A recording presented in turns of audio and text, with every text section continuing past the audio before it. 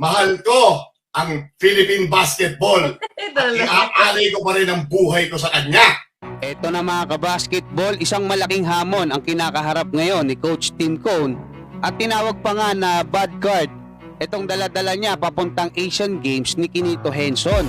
At magkakaroon na ng tune-up game itong ating Gilas Pilipinas kontra nga dito sa KBL team na LG Shakers mga kabasketball. Antabayan na natin yan. At silipin natin yung naging komento ng mga eksperto kasi merong nagsabi na parang nilista raw sa tubig ng SBP yung listahan ng mga players na ipinasa nila dyan nga sa Asian Games. At kinumpirma ni Dwight Ramos yung kanyang commitment para sa ating national team hanggat kaya niya at pinuri nito yung Japanese basketball development na talagang nagpaganda raw ng paganda ayon sa kanya. Pero syempre hingi lang ako ng isang matamis na like bilang pampagana.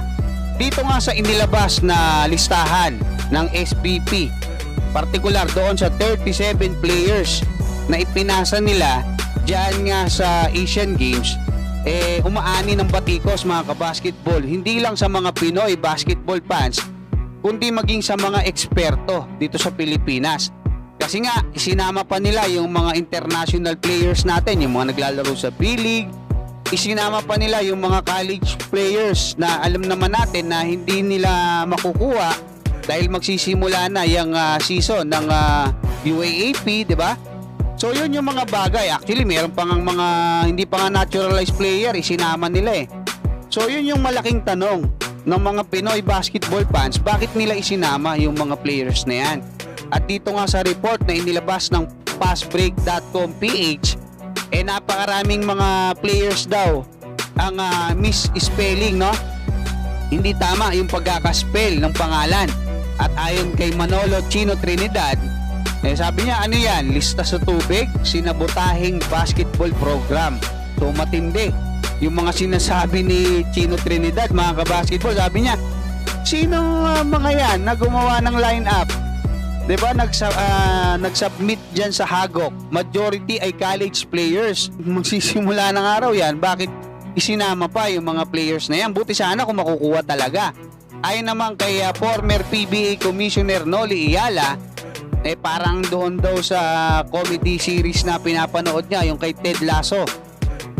Yung praise daw doon na na nag-stood out sa kanya, yung it's the hope that kills us.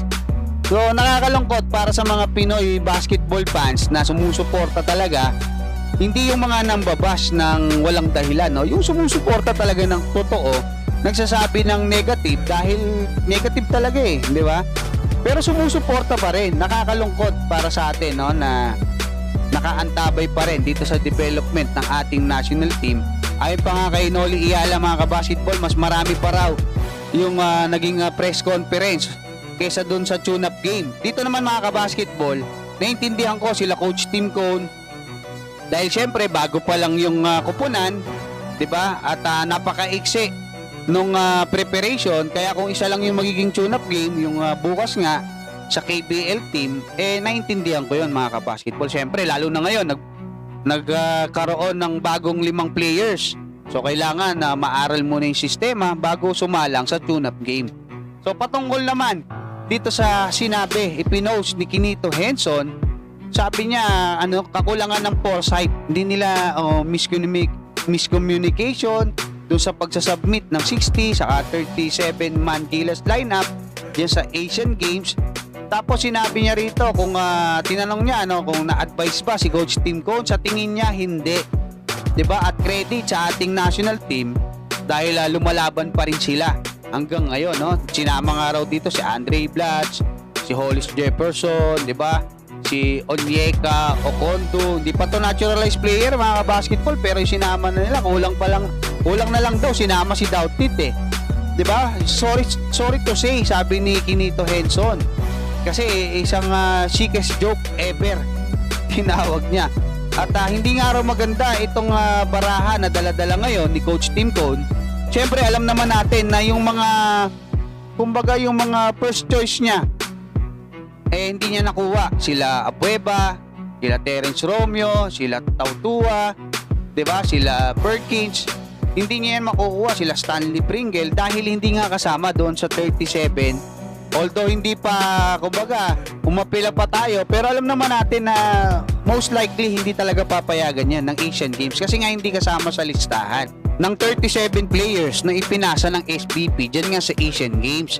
Dito naman sa naging balita ng Spin.ph mga kabasketball ay sinabi ni Dwight Ramos, isa sa pinaka-consistent, isang ace player ng ating Gilas Pilipinas ng ilang taon na mga kabasketball, very consistent yung si Dwight Ramos. At sinabi niya nga rito mga kabasketball na hindi niya ginagaranti yung kanyang paglalaro sa ating national team, pero doon sa isang press conference dyan nga sa Japan, dyan sa team niya na Lebanga Hokkaido, ay nagbigay ng insight patungkol nga doon sa preparation ng ating Gilas Pilipinas, etong si Dwight Ramos.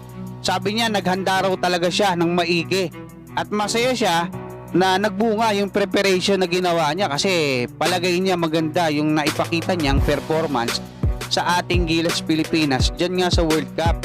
At yung experience daw kalaban yung mga best players ng pinakamagagaling na koponan din syempre sa buong mundo ay napakalaking bagay. Each team may different way, no? Iba-ibang paraan yung mga koponan dyan at kailangan mo raw yun malaman agad para makapag-counter ka kasi kung hindi, maiiwan ka.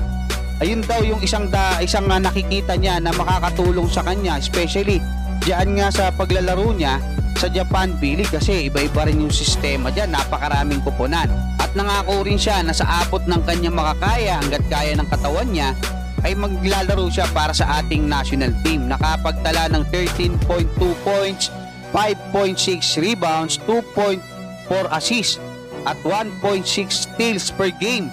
Etong si Dwight Ramos sa loob ng 30 minutes na paglalaro sa ating Gilas Pilipinas. At pinuri niya rin etong development ng Japanese basketball mga kabasketball. Ayon sa kanya, kahit nga raw hindi nagwagi or hindi nakapasok sa Olympics etong ating national team, masaya pa rin siya kasi nga nakapasok yung Japan. Kasi nga doon sa loob ng 3 taon na nandyan siya, nakita niya kung gaano tumaas yung level nung improvement mga kabasketball ng kanilang laruan, no? Diyan sa Japanese Basketball League, diyan sa Japan B-League. At alam naman natin na pagdating ng 2026 mga kabasketball, yung plano nitong Japan B-League na sila na yung maging kasunod ng NBA sa pinakamalaking liga sa buong mundo. Ginagawa na nila yan at nakikita na natin mga kabasketball, hindi na basta-basta rin itong Japan B-League. Sa katunayan, hindi nila pinapakawalan yung mga Pinoy. Ang lalaki ng sahod niyan at madadagdagan at nadadagdagan pa sa nakikita natin mga kabasketball. So, happy tayo para sa mga Pinoy ballers natin dyan. Pero yun nga lang, nakakalungkot dito sa Pilipinas, hindi ganun ka taas, hindi ganun ka improving yung ating basketball league, no? Or yung sistema dito sa atin sa Pilipinas. Hanggang dyan mga kabasketball, maraming salamat at God bless sa inyong lahat.